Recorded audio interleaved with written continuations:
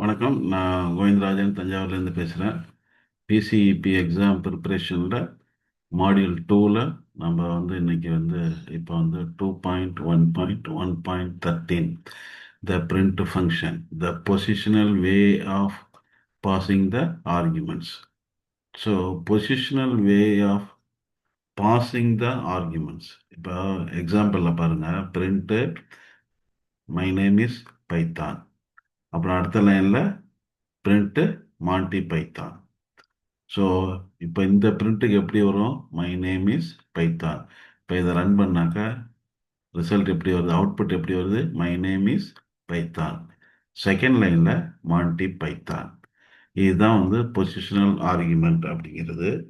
இது என்னன்னாக்கா, இந்த ஆர்குமெண்ட் எப்படி இங்கே அவுட்புட்டில் வரும்னாக்கா இதோட பொசிஷனை பொறுத்து வரும். அதுதான் இதில் முக்கியமானது.